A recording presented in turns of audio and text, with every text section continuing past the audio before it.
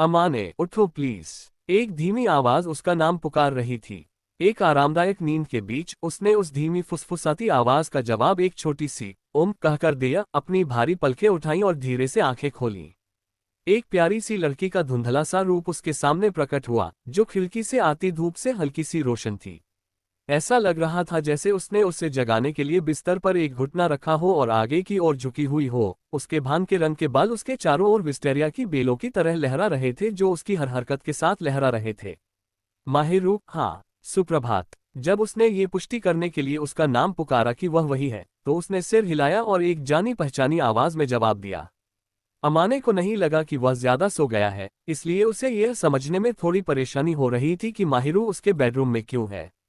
वह वहां ऐसे थी मानो दुनिया की सबसे स्वाभाविक बात हो, जिससे उसकी उलझन और गहरी हो गई। उद्धरण चिन्ह डॉट डॉट डॉट।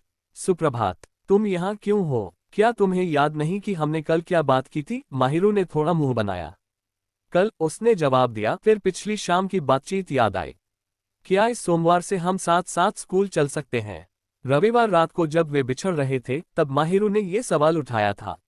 उसने बेचैनी से उसकी तरफ देखा था, मानो वह शांत ही ना हो पा रही हो, जिससे वह भी थोड़ा घबरा गया था। माहिरू ने शायद सोच समझकर बात की थी, ताकि पता चल सके कि अमाने अपने रिश्ते को छुपाने की योजना तो नहीं बना रही है। उन्होंने पहले ही इस बारे में बात कर ली थी और सार्वजनिक करने का फैसला कर लिया था, लेकिन वह अभी भी इसे लेकर चिंतित लग रही थी। जहां तक अमाने की बात है, उन्होंने अपने प्यार का इजहार दुनिया के सामने कर दिया था, इसलिए उसने इसे छुपाने के बारे में सोचा भी नहीं था। बल्कि उसका पूरा इरादा लोगों को ये बताने का था कि वे अब डेटिंग कर रहे हैं। हाँ, जरूर। सच में, झूठ बोलने से मुझे क्या मिलेगा? अमाने का जवाब सुनते ही माहिरू की आंखों की चिंता गायब हो गई और उसकी जगह खुशी के भाव आ गए।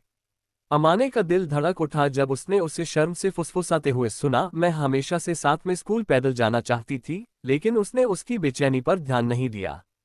ठीक है, तो मैं सुबह तुम्हारे घर आऊंगी, उसने खुशी से कहा। जब हम यहीं हैं तो साथ में नाश्ता भी कर सकते हैं। वाह, अच्छा। मुझे सुबह सबसे पहले माहिरू का बनाया खाना खाने को मिलेगा। बस ये तो बच जाएगा। क्या मैं तुम्हारे लिए लंच बॉक्स भी बना दूं? मुझे इससे बेहतर कुछ नहीं चाहिए। अमाने माहिरू के बनाए नाश्ते से पूरी तरह संतुष्ट होता, इसलिए दोपहर के भोजन में उसका बनाया खाना खाने का मौका पाकर वह खुद को खुश महसूस करने से नहीं रोक पाया। ये सोचकर कि अब उसे दूसरों के सामने खुद को संयमित नहीं करना पड़ेगा, माहिरू खुशी से झूम उठा और अमाने को ये देखकर खुशी हुई कि जब भी वह उसे देखती थी तो वह उसे देखकर खुश होता था। साथ ही उसे थोड़ी शर्मिंदगी भी महसूस हुई। हम कल से साथ जाने लगेंगे, है ना?